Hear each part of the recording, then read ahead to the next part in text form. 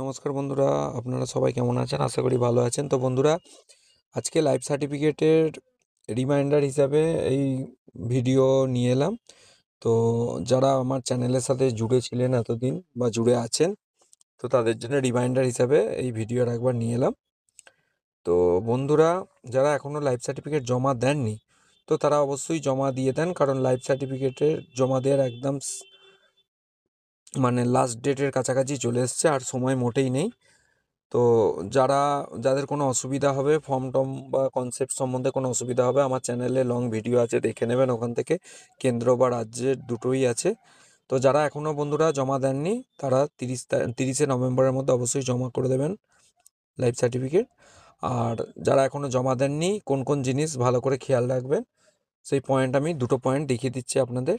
1 নম্বর হচ্ছে account number ভালো করে চেক করে নেবেন। যে ওই ফর্মের মধ্যে যে অ্যাকাউন্ট নাম্বার লেখার জায়গা আছে, ওখানে অ্যাকাউন্ট নাম্বারটা ভালো করে চেক করে দেখে নেবেন, মিলিয়ে দেখে নেবেন, হ্যাঁ।